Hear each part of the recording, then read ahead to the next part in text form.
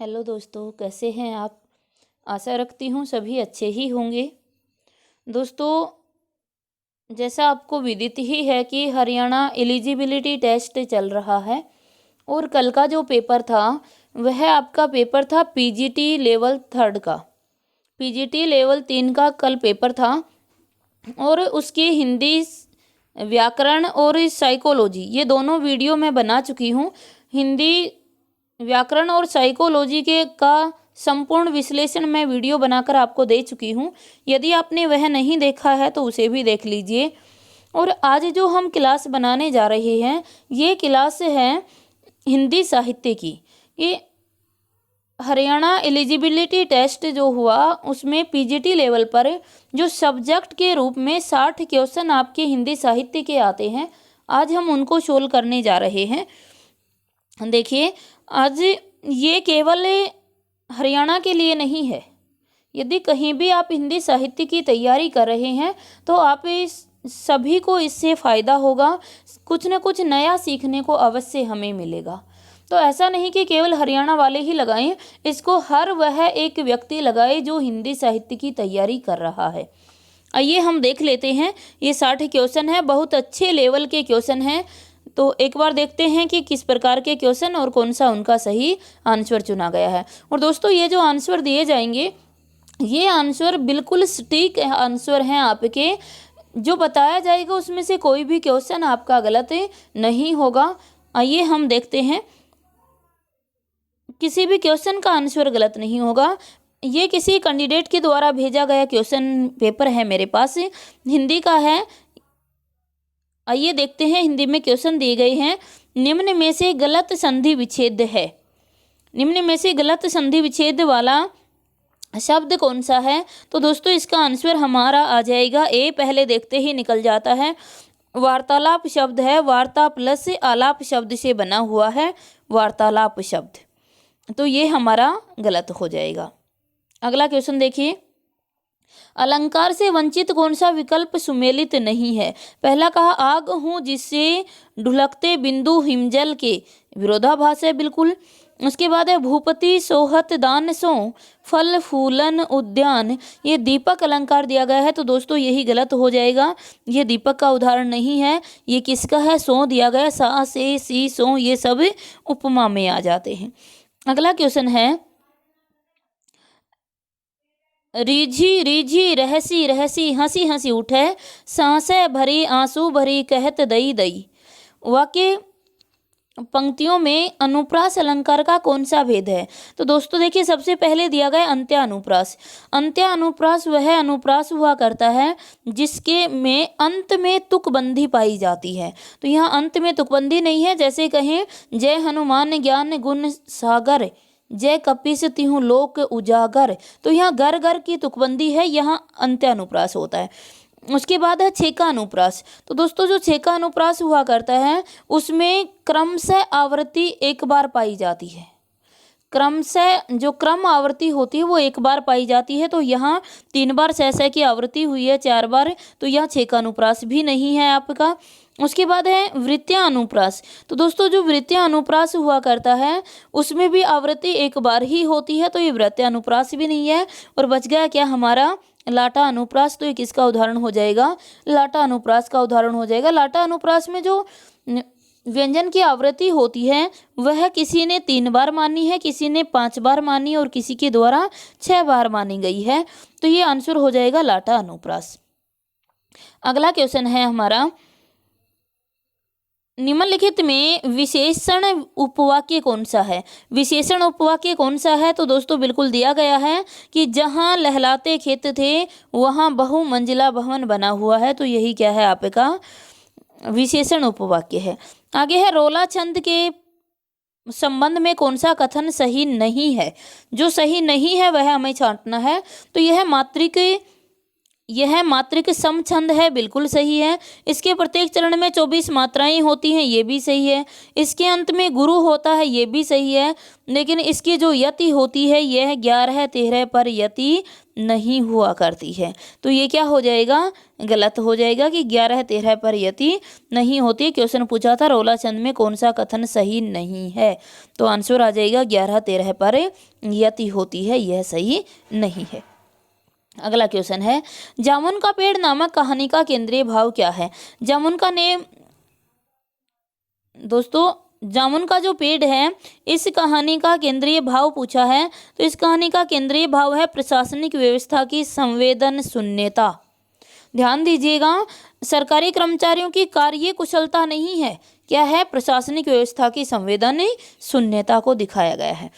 अगला क्वेश्चन है, किस विकल्प में क्रिया विशेषण प्रयुक्त नहीं हुआ है। क्रिया विशेषण प्रयुक्त नहीं हुआ है, तो दोस्तों देखिएगा, पहला हमारे पास है मैंने बहुत समझाया परंतु वह नहीं माना, यहाँ क्रिया विशेषण शब्द नहीं आया है, तो आंसर भी ए हो जाएगा। मैं बैलगाड़ी से दिल्ली जा रहा हूँ, तो यहाँ स्थानवाचक क्रिया विशेषण है आपका। उसके बाद में है वह बिना बताए अचानक चला गया, तो ये रीतिवाचक क्रिया विशेषण है। यह पत्रिका प्रतिमाह छपती है, तो यह क्या है, कालवाचक क्रिया विशेषण है। तो ये सभी में क्रिया विशेषण है, लेकिन पहले में क्रिया विशेषण नहीं है। अगला क्वेश्चन है, काव्य शोभाया कर्तारो धर्मा गुणा। काव्य गुण की यह परिभाषा प्रस्तुत करने वाले आचार्य कौन हैं, तो दोस्तों आंसर आ जाएगा कौन से आचार्य हैं, वामन। ये वामन का है। ये पीछे सीयूसेट का एग्जाम हुआ था, सेंट्रल यूनिवर्सिटी एंट्रेंस टेस्ट हुआ था, उसके अंतर्गत भी ये क्वेश्चन पूछा गया था, पीएचडी एंट्रेंस टेस्ट में। अगला क्वेश्चन है, भवानी प्रसाद मिश्र का कौन सा काव्य संग्रह साहित्य अकादमी से पुरस्कृत है। कौन सा, तो आंसर आ जाएगा डी, बुनी हुई रस्सी को साहित्य अकादमी पुरस्कार दिया गया था। अगला क्वेश्चन है दोस्तों, क्वेश्चन है संगतकार कविता के रचयिता कौन है। तो ये कविता आपकी हरियाणा बोर्ड में क्लास 10th में लगाई गई है, संगतकार कविता। तो इसका आंसर क्या हो जाएगा, मंगलेश डबराल, ये मंगलेश डबराल की है। अगला क्वेश्चन है, इनमें से कौन सी रचना वीर गाथात्मक नहीं है। तो दोस्तों वीर गाथात्मक कौन नहीं है, बिसलदेव रासो नहीं है, क्योंकि ये श्रृंगार प्रधान रचना है, ये वीर गाथात्मक नहीं। हमने एक कोड भी बनाया था, जो पेड क्लासेज ले रहे हैं उनके लिए बहुत अच्छे से कोड से भी ये करवाया गया था कि नर बिसल बजाते हैं श्रृंगार करके संदेश पहुंचाने के लिए। जो नर होते हैं ना, व्यक्ति होते हैं, वो बिसल बजाते हैं श्रृंगार करके संदेश पहुंचाने के लिए। तो संदेश रसायन रास और ये कहें बिसलदेव रासो, ये दोनों ही कैसी हैं, श्रृंगारिक रचनाएं हैं आपकी। अगला क्वेश्चन है, ब्रह्मस्वादी ये जो रस विषय की यह स्थापना किस आचार्य की है। तो इसका आंसर आ जाएगा भरत मुनि। ये किसकी है, भरत मुनि की है। अगला क्वेश्चन है, निम्न में से कौन सा शब्द प्रत्यय रहित है। किसमें प्रत्यय का प्रयोग नहीं किया गया। तो दोस्तों जानवर में प्रत्यय का प्रयोग नहीं किया गया, बाकी तीनों में नाम प्लस वर है, मान्य प्लस वर है, ताकत प्लस वर है। सभी में जो वर आया हुआ है ये प्रत्यय के रूप में आया है, लेकिन जानवर में नहीं आया है। अगला क्वेश्चन देखिएगा, निम्न में से किस विकल्प में सु उपसर्ग प्रयुक्त हुआ है। तो सु उपसर्ग प्रयुक्त हुआ है 3 में, आंसर आ जाएगा सु प्लस अस्ति, स्वस्ति शब्द बन जाता है। तो सु प्लस अस्ति का क्या आ जाएगा, सु उपसर्ग इसमें आ जाता है। अगला क्वेश्चन है, देव ने किसे 34वां संचारी भाव माना है। तो विकल्प दिए गए हैं अमरस, मति, छल और गलानी। तो दोस्तों आंसर क्या हो जाएगा आपका, छल हो जाएगा। छल को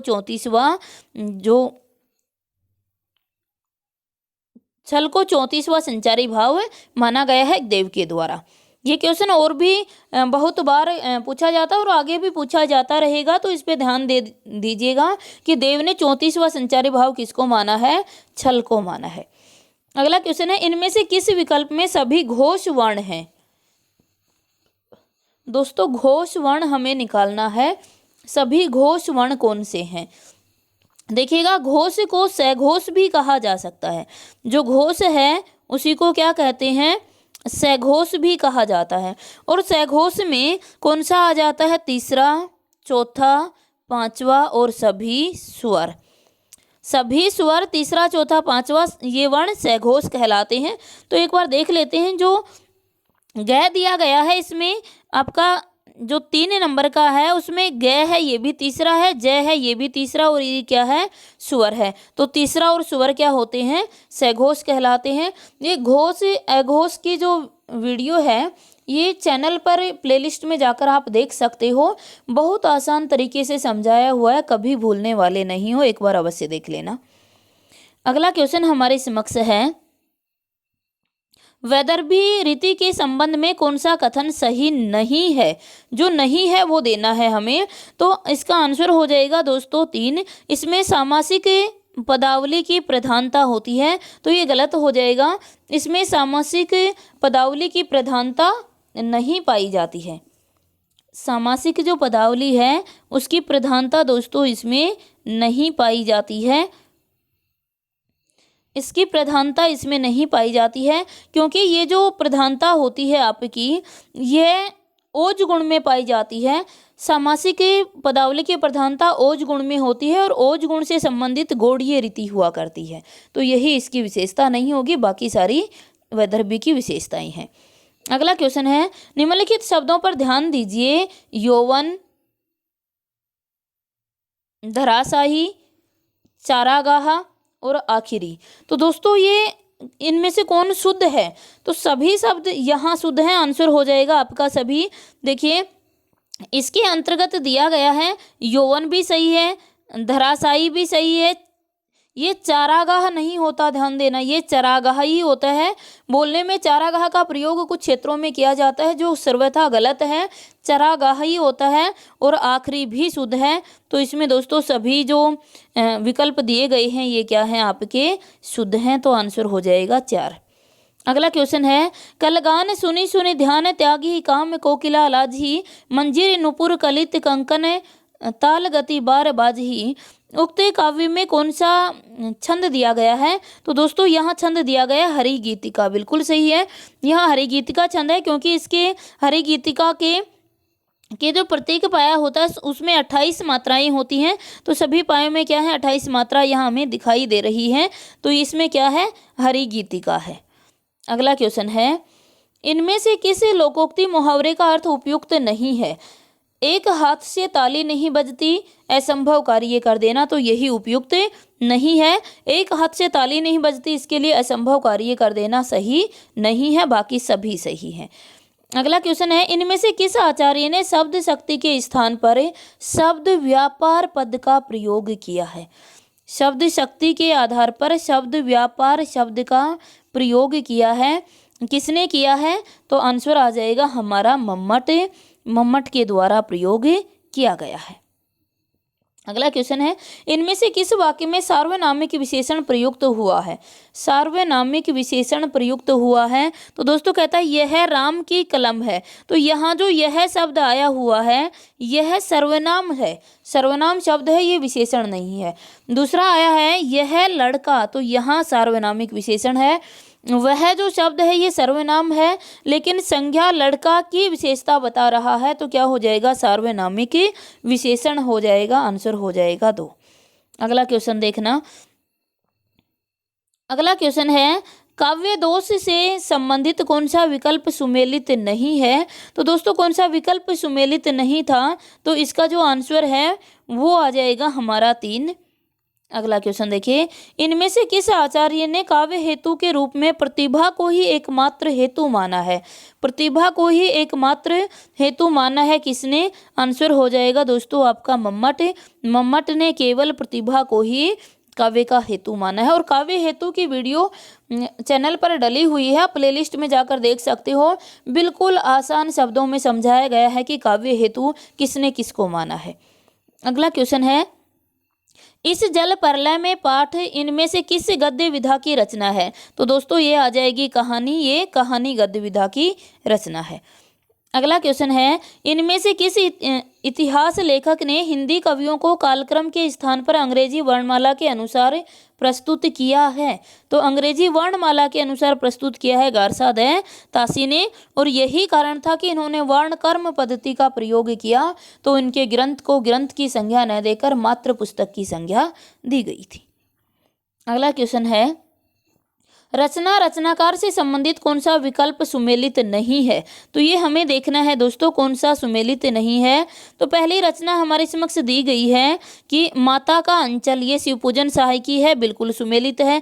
मैं क्यों लिखता हूँ, ये अज्ञे जी की है, ये भी सुमेलित है। यही ठैया झूलनी हिरानी हो रामा, यह मधु काकरिया की नहीं है दोस्तों। ये जो कविता है ये मधु काकरिया की नहीं, शिव प्रसाद मिश्र की है। तो यही आंसर हमारा हो जाएगा, ये यहाँ पर असंगत दी गई है। अगला क्वेश्चन देखिए, इनमें से किस विकल्प में नाटक और नाटककार सुमेलित नहीं है? तो आधे अधूरे मोहन राकेश का है। दुलारी बाई जो है दोस्तों यह लक्ष्मी नारायण लाल की नहीं है। जो दुलारी बाई है नाटक है ये किसकी है? मणि मधुकर की है। ये दुलाई वाली नहीं है दोस्तों, दुलाई वाली तो कहानी है जो किसकी है? बंग महिला की। ये दुलारी बाई नाटक है किसका? लक्ष्मी नारायण लाल का नहीं है, ये किसका है? आपका मणि मधुकर का है। तो यही हमारा आंसर हो जाएगा। अगला क्वेश्चन हमारे समक्ष दिया गया है। क्वेश्चन है, रचना और रचनाकार से संबंधित कौन सा विकल्प सुमेलित नहीं है? तो दोस्तों देखिए, इसमें पेशोला की प्रतिध्वनि जयशंकर प्रसाद की है, संशय की एक रात नरेश मेहता की है, लेकिन वैदेही वनवास मैथिली शरण गुप्त की रचना नहीं है। ये किसकी है? हरियोध की रचना है। तो ये प्रबंध काव्य है हरियोध का, पारिजात है ना जी, प्रिय प्रवास है, पारिजात है और वैदेही वनवास, ये तीनों ही किसके हैं? ये हरियोध के प्रबंध काव्य है, मैथिली शरण गुप्त की रचना ये नहीं है। तो आंसर भी क्या हो जाएगा? 3 हो जाएगा। अगला क्वेश्चन है, ए विप्लव के तीर चूस लिया है उसका सार हाड़ मास ही है आधार, ए जीवन के पारावार। उक्त काव्य पंक्तियां निराला की किस कविता से संकलित हैं? तो दोस्तों ये किससे हैं? बादल राग से संकलित हैं। अगला क्वेश्चन है, मैं हिंदी का जिक्र नहीं कर रहा जिसकी अपनी लिपि है, इसमें ये जो दिए गए हैं ये कथन किसके हैं? तो ये गिलक्राइस्ट के कथन हैं। अगला क्वेश्चन है, महावीर प्रसाद द्विवेदी के विषय में कौन सा कथन सही नहीं है? तो महावीर प्रसाद द्विवेदी ने इन्होंने कविता की भाषा के लिए ब्रज भाषा को स्थापित किया, यह सही नहीं है। हजारी प्रसाद द्विवेदी ने खड़ी बोली का प्रचार प्रसार किया था और खड़ी बोली ही गद्य और पद्य दोनों की भाषा बनने के लिए समर्थन किया था। तो आंसर हो जाएगा 3। अगला क्वेश्चन है, वे मुतमईन हैं कि पत्थर पिघल नहीं सकता, मैं बेकरार हूँ आवाज में असर के लिए। यह शेर में, इस शेर में वे शब्द किसके लिए प्रयुक्त हुआ है? दोस्तों ये जो शेर लिया गया है यह दुष्यंत कुमार की गजल से लिया गया है, साई में धूप, और उसमें ये जो शब्द है ये किसके लिए? सत्ताधारियों के लिए प्रयोग किया गया है। अगला क्वेश्चन है, इनमें से कौन सा कथन सही नहीं है? वामन के अनुसार पदरचना की विशिष्ट गुणों पर आधारित होती है। कुंतक ने रीति मार्ग का आधार कवि स्वभाव नहीं वरन देश माना है। उसके बाद भामा ने रीति के 2 भेद वैदर्भी और गोड़ी माना है। रुद्रट ने रीति के वैदर्भी, गोड़ी, पांचाली और लाठी भेद माने हैं। तो ये जो हो जाएगा वो हमारा जो आंसर हो जाएगा वो हो जाएगा 3 वैदर्भी और सॉरी दोस्तों 3 तो सही है। इसमें का कौन सा सही नहीं है? कुंतक ने रीति मार्ग का आधार कवि स्वभाव नहीं वरन देश माना है, तो यही आपका गलत हो जाएगा। अगला क्वेश्चन है, इनमें से कौन सा कथन सही नहीं है? कह रहा है अधिसूचना को राजपत्र में प्रकाशित किया जाता है, ये दोस्तों बिल्कुल सही है आपका। दूसरा है, अधीनस्थ कार्यालयों को आदेश अनुदेशन की सूचना विज्ञप्ति द्वारा दी जाती है, तो ये विज्ञप्ति द्वारा नहीं दी जाती है, विज्ञप्ति द्वारा दर्शकों तक या फिर जो अभ्यर्थी होते हैं उन तक सूचना पहुंचाई जाती है। जो अधीनस्थ कार्यालय को आदेश दिया जाता है वो गजट पत्र के माध्यम से ही दिया जाता है। तो आंसर हो जाएगा ये। अगला देखिएगा, अगला क्वेश्चन है, निम्न में से श्रृंगार रस का विरोधी रस कौन सा है? तो दोस्तों श्रृंगार रस का विरोधी रस हो जाएगा आपका अद्भुत रस। देखिए, वीर रस, हास्य रस, करुण रस, यह श्रृंगार रस के सहयोगी रस हुआ करते हैं। अगर विरोधी रस पूछा जाता है तो कौन सा हो जाता है आपका, जी इसका जो विरोधी रस पूछा जाता है तो वो हो जाता है अद्भुत रस हो जाया करता है। उसके बाद देखिए अगला क्वेश्चन है, इनमें से किस सामाजिक पद में द्वंद्व समास नहीं है? द्वंद्व समास नहीं है, तो द्वंद्व समास में दोस्तों, द्वंद्व समास के अंतर्गत द्वंद्व का अर्थ होता है झगड़ा। हम थोड़ा सा उससे याद रखें, झगड़ा किस किस के बीच होता है? या तो अपोजिट लिंग के बीच होता है, विपरीत लिंग के अंदर होता है, या फिर ये कहें कि जो विपरीतार्थक शब्द होते हैं उनके बीच में होता है, या अलग अलग विचारधारा के व्यक्ति होते हैं उनके बीच में होता है, तो या फिर ये कहें कि समाहार होता है उसमें होता है। एक बार हम देख लेते हैं, कह रहा है भाई बहन, तो ये भाई और बहन हो गया है, ये लिंग परिवर्तन हो गया, इसमें भी द्वंद्व है। आगे कहा धीरे धीरे, दोस्तों ये जो धीरे धीरे शब्द है, एक संज्ञा उसी अर्थ में दूसरी बार आई है, कंजक्शन लगा हुआ है, तो ये कौन सा हो जाएगा आपका अव्ययी भाव समास का उदाहरण हो जाएगा। ये अव्ययी समास का उदाहरण हो जाएगा, द्वंद्व का नहीं होगा। अगला क्वेश्चन है, रस निष्पत्ति के संबंध में चित्र तुरंग न्याय, ये उदाहरण किस आचार्य ने प्रस्तुत किया? तो दोस्तों ये किसके द्वारा किया गया है? शंकुक के द्वारा प्रस्तुत किया गया है। अगला क्वेश्चन है, निम्नलिखित में प्रेरणार्थक धातु नहीं है। प्रेरणार्थक नहीं है, प्रेरणार्थक धातु वह धातु होती है जिसमें कर्ता स्वयं कार्य न करके किसी और से करवाने का भाव प्रस्तुत होता है या भाव का बोध होता है। तो देख लेते हैं, पहला है समझाना, तो किसी और को, समझना होता तो अपने लिए, समझाना किसी दूसरे को, तो ये भी है। पिलाना, पीना खुद के लिए और पिलाना किसी और के लिए, तो ये भी है। तरह धुलवाया, धुलवाना, तो धोना स्वयं के लिए और धुलवाना किसी दूसरे से। जगना है, ये स्वयं के अर्थ में आ रही है, इसलिए प्रेरणार्थक नहीं है आपकी, तो आंसर हो जाएगा 4। अगर जगाया शब्द दे देता तो किसी दूसरे को, लेकिन जगना स्वयं के लिए प्रयुक्त हो रहा है, तो यहाँ प्रेरणार्थक धातु नहीं है। अगला क्वेश्चन आपका है, विशेषण से बनी भाववाचक संज्ञा कौन सी है? तो दोस्तों पहला दिया गया है लाघव। लाघव लघु शब्द की भाववाचक संज्ञा है और लघु एक विशेषण है, तो आंसर भी क्या आ जाएगा? लाघव आ जाएगा। लघु की भाववाचक संज्ञा लाघव बनती है, लघुत्व बनती है और लघुता बनती है। ये तीनों ही शब्द भाववाचक संज्ञा में प्रयुक्त किए जाते हैं। लड़कपन शब्द है तो ये लड़का से बना हुआ है, और लड़का क्या है? जातिवाचक संज्ञा है। अपनत्व शब्द है, ये अपना से बना हुआ है, अपना एक सर्वनाम है। और चुनाव जो शब्द है ये भाववाचक संज्ञा का है ही नहीं, तो ये किसका है? सॉरी, ये चुनना शब्द से बना हुआ है, तो चुनना क्या थी? आपकी क्रिया थी, तो आंसर क्या आ जाएगा आपका? ए लाघव। अगला क्वेश्चन है, सिल्वर वेडिंग कहानी का प्रधान पात्र कौन सा है? तो दोस्तों कौन सा हो जाएगा? सभी जानते हो, यशोदा रे बाबू हो जाएगा, आंसर हो जाएगा 2। अगला क्वेश्चन है, तुलसीकृत रामाज्ञा प्रश्न का वर्ण विषय क्या है? जो रामाज्ञा प्रश्न है यह आपका शुभ अशुभ फल विचार के लिए लिखा गया था, तो आंसर हो जाएगा 2। अगला क्वेश्चन है, भक्तिकालीन कृष्ण काव्य के संबंध में कौन सा कथन सही नहीं है? तो कहा है ये अधिकतर मुक्त काव्य में रचा गया, बिल्कुल सही है। जो राम भक्ति काव्य था वह अधिकतर प्रबंध काव्य में रचा गया था, और जो कृष्ण भक्ति था यह मुक्तक काव्य में रचा गया। दूसरा है, इसके सर्वाधिक प्रिय विषय लीलाएं और प्रेम लीलाएं रही हैं, ये भी सही है। तीसरा, अधिकांश कृष्ण काव्य गीति पदों में रचित है, तो ये भी सही है। और लास्ट दिया गया इसमें लोक मर्यादा को विशेष महत्व दिया गया, तो दोस्तों ये गलत हो जाएगा। लोक मर्यादा को राम काव्य में अधिक महत्व दिया गया है, कृष्ण में नहीं, तो आंसर हो जाएगा 4। अगला क्वेश्चन है, व्यंजना शब्द शक्ति के संबंध में निम्न में से कौन सा कथन सही नहीं है? क्वेश्चन पहला ऑप्शन है, व्यंजना शब्द पर आधारित न होकर केवल अर्थ पर आधारित होती है, तो दोस्तों यही गलत हो जाएगा।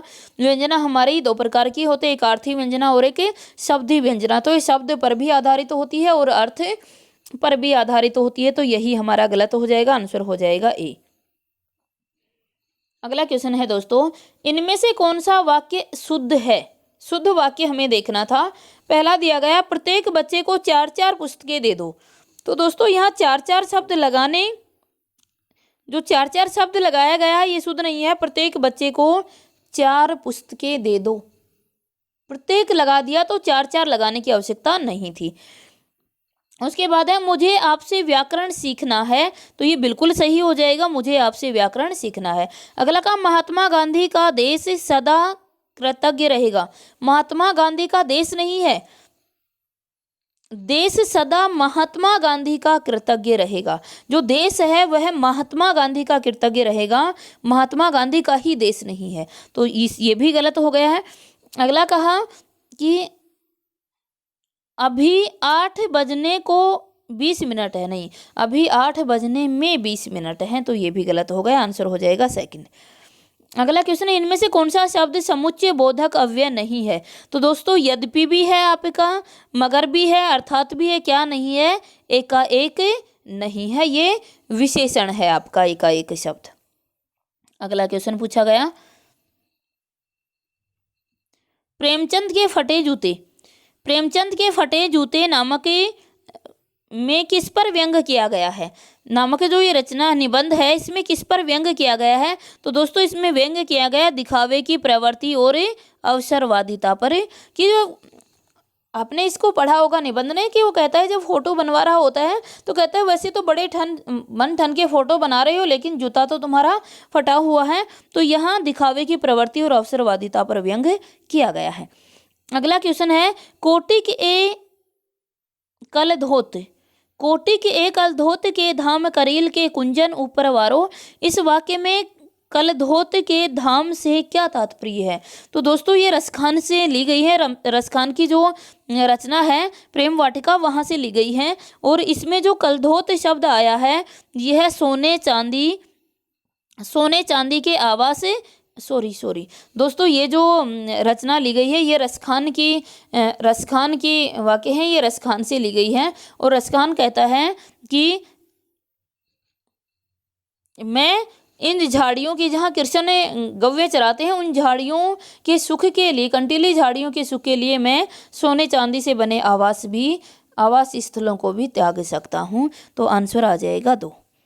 अगला क्वेश्चन है, यहाँ कुम्हड़ बतियाँ कोऊ नाही, ते तर्जनी देखी मही जाही। ये रामचरितमानस के में संवादात्मक लिया गया है। और यहाँ कुम्हड़ बतिया जो है ये अशक्त और निर्बल व्यक्तियों के लिए प्रयोग किया गया है।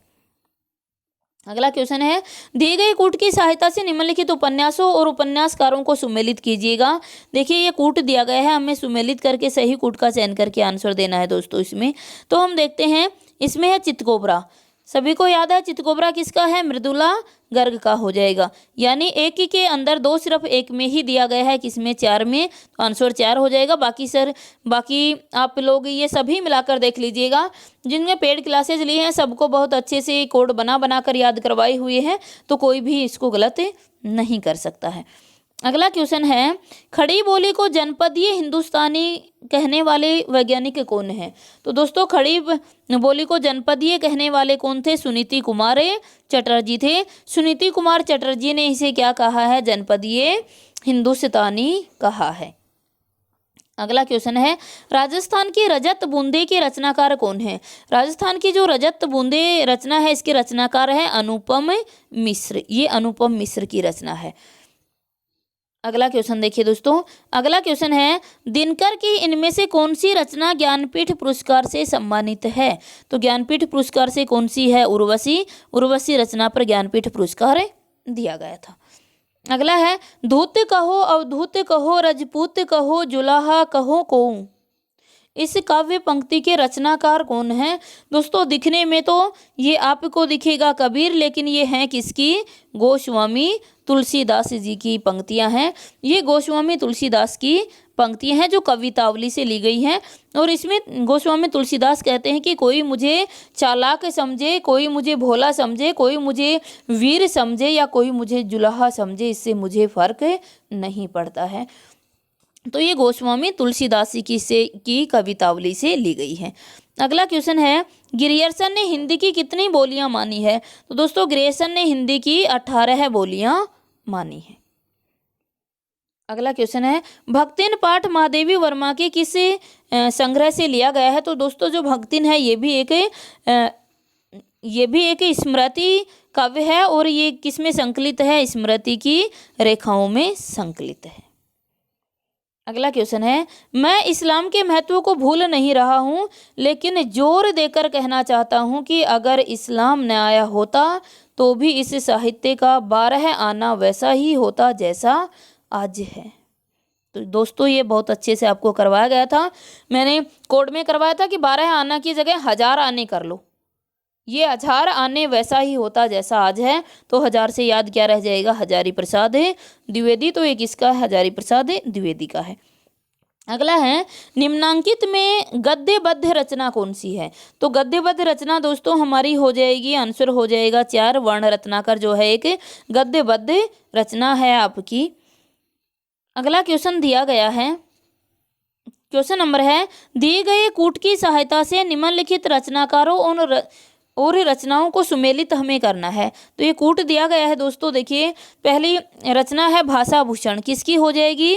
जसवंत सिंह की हो जाएगी। फिर जगत विनोद किसकी है? पद्माकर की है। भाव विलास देव की है। कवित रत्नाकर किसकी है? सेनापति की। तो जो हमारा सही आंसर है वो आंसर भी क्या हो जाएगा? ए हो जाएगा। अगला क्वेश्चन देखिए, अगला क्वेश्चन, निम्नलिखित में से किस विकल्प में रचना और रचनाकार सुमेलित नहीं है? तो दोस्तों पहली दी गई आवारा मसीहा, ये बिल्कुल सही है, आपकी विष्णु प्रभाकर की है। कलम का मजदूर जो है ये अमृत राय की नहीं है, अमृत राय की है कलम का सिपाही। कलम का मजदूर जो है ये अमृत राय की नहीं है आपकी, तो यही क्या हो गया? असंगत हो गया, आंसर आ जाएगा 2। क्या भूलूं क्या याद करूं हरिवंश राय बच्चन की है। निराला की साहित्य साधना रामविलास शर्मा की है। तो दोस्तों ये थे आपके 150 क्वेश्चन, क्वेश्चन नंबर 60 से लेकर 150 क्वेश्चन जो हिंदी साहित्य के आपके क्वेश्चन थे। और दोस्तों ये सटीक आंसर की आपको दी जा रही है, इसमें से कोई भी क्वेश्चन गलत नहीं होगा। तो आप सभी अपना मिलान करें और अपना स्कोर मेरे साथ अवश्य कमेंट करें। धन्यवाद।